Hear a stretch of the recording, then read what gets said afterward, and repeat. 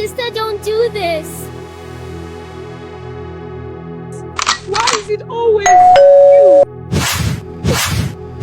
What about me? Everyone in the village love you. What if your own blood, the one who shares your face, become the reason you almost died?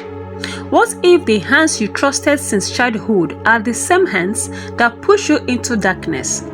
Imagine calling your sister's name, not for help, but in your final breath, as betrayal echoes louder than the river itself. This is not just a story of jealousy, this is a story of pain, sorrow, tears, and a truth that refused to stay buried. Hi besties, welcome back to the channel. I have missed you all so much. If you are new here, you are highly welcome. This is where we tell deep emotional African stories that will touch your soul and stay with you forever. We want you to know this from our hearts. We take our time to create these stories because we want to give you the very best. Before we continue, don't forget to subscribe, smash that like, share this story with someone, and drop your thoughts in the comments.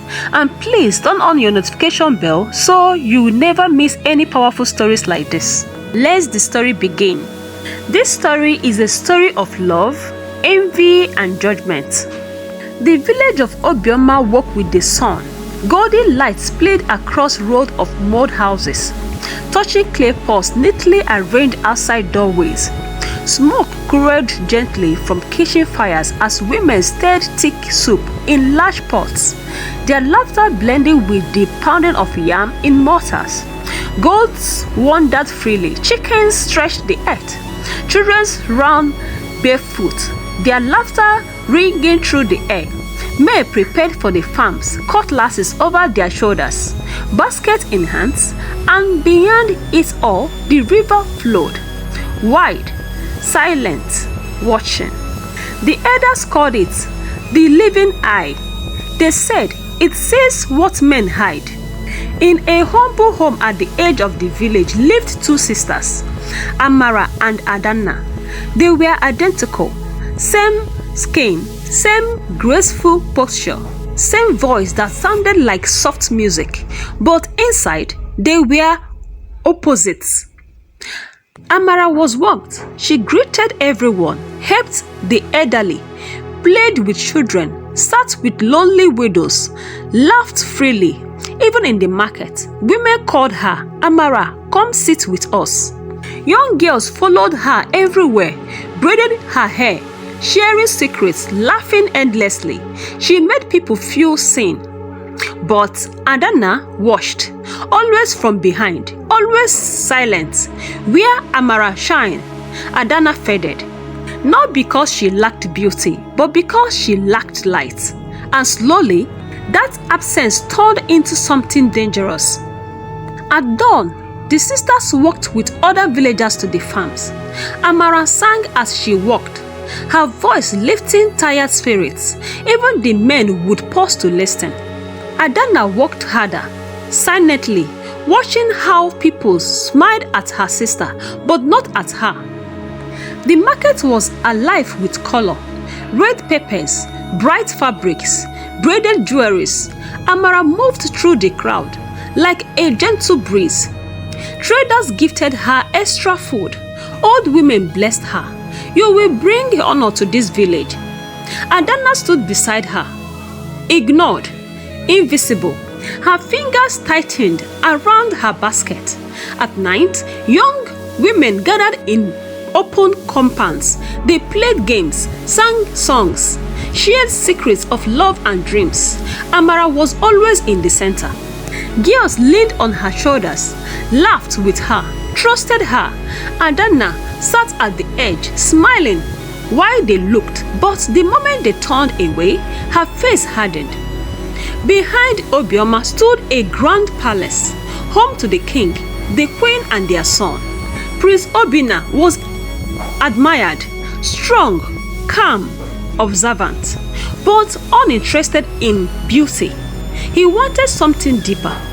The new Yam Festival arrived. The entire village exploded with life.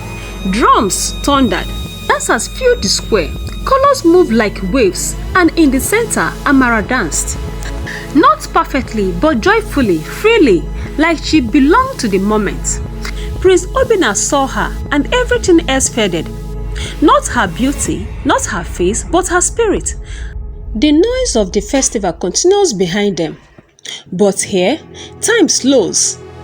Amara, I have watched you for a long time, and I found peace in your presence, Prince said.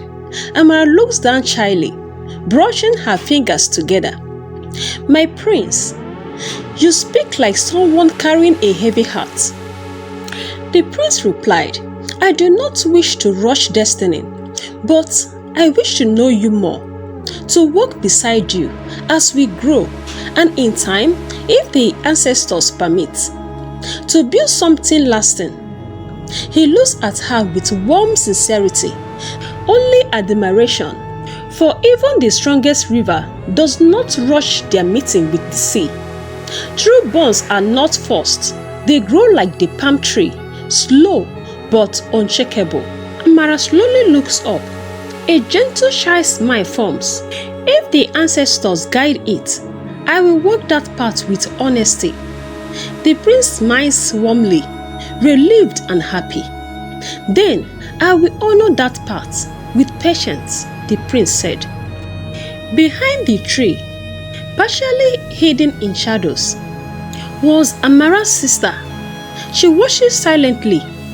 Her eyes narrow, her jaw tightens. She said, so this is how she smiles when I am not sane. Even joy casts a shadow, and in every blessing, there is always one heart that refuses to celebrate. Where two seeds are planted in one soil, envy is often the first to grow. Adanna steps back slowly into deeper shadow behind the tree, her face burned with silent rage.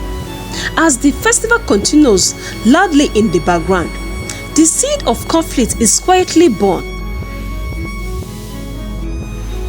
Back in the festival, while the village danced in joy, destiny quietly split itself into parts, some leading to light, and others to fire just unseen. That was the moment Adanna lost everything. That night, Adanna stood outside their hut, watching Amara sleep peacefully. Why is it always why you? is it always you? Tears filled her eyes, but they were not Everyone in soft the village tears. loves you. They were heavy, burning. From that moment, love turned into comparison. Comparison turned into resentment. Resentment turned into hatred. Prince Obinna returned, not from the village, but for Amara. The entire village celebrated. Women danced, men slaughtered goats, songs filled the air, and Adanna smiled, clapped, celebrated. But inside she was breaking. The following day, the prince and Amara went for a date. In a royal car, they sat together, laughing softly as the driver takes them through a lively roadside filled with passing vehicles and growing evening lights. Behind them, far in the distance, Amara's twin sister clinged tightly to a speeding bike. Her eyes burned with jealousy. She leans forward and whispers to the rider, "Don't lose them." Dust rises, the chase begins. At a busy open roadside fast food spot, the prince and Amara sit face to face, smiling, sharing food and laughing like the world doesn't exist. Around them, other people eat, talk and enjoy the evening. But across the street, behind a glass window, her sister watches, silent, angry and planning. Next day, the prince took Amara to the palace to visit the queen and the king. In the massive palace doors opened slowly. Two royal guards pulled them apart with force, their movement echoing through the grand hall. The prince walks in first, confident, proud. Amara follows beside him, her steps careful, her eyes taking in everything. Gold pillars, silent servants, eyes watching from every corner. At the far end, seated on the throne, the king and the queen. The prince bows slightly. Father, mother, this is Amara. A brief silence fills the room. The queen rises with a gentle smile. She walks towards Amara, studying her face closely. She touches Amara's face. You are beautiful, she says. Her tone is soft, but her eyes are searching, as if she's looking for something hidden beneath Amara's skin. Then she smiles again, too quickly. The king does not stand. He watches from his throne, his expressions unreadable, his fingers tied slowly on the armrest. Where is she from? He asks. Amara answers respectfully, mentioning her village. The king leaned back quietly, not impressed. There is no insult, but no approval either. Just silence. Servants are called. Food is brought. Different dishes. Music begins softly. The prince smiles, trying to lighten the mood. He holds Amara's hand under the table. The queen laughs politely. The king drinks quietly. Everything looks like a celebration, but it feels like a test. As Amara reaches for a cup of water, the liquid trembles just slightly. No one else noticed, but the queen does. Their eyes met. For a brief second, the queen's smile disappeared. Later, as the prince steps away, the king leaned towards the queen. She is not ordinary, the king said. I felt it too, something ancient. Queen replied. The king's face hardened. She cannot sit on this throne beside our son. As Amara and the prince prepared to leave, the queen hugged her. A warm embrace, but her whisper is cold. You are welcome here for now. Amara pulled back slowly, confused, uneasy. As they walk out, the large doors close behind them with a heavy sound. Inside the palace, the king and queen remain seated in silence. Outside, the prince smiles unaware. But Amara, she looks back. Something doesn't feel right. Adanna spoke gently. Let us go to the river one last time. Amara smiled. She trusted her completely. The moon lights their paths. Amara stepped forward, laughing softly. And then a push. Suddenly, cold, final, she fell. Her voice broke. Adanna! Confusion, pain, betrayal.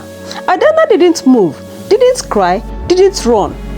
She watched as her sister disappeared beneath this water.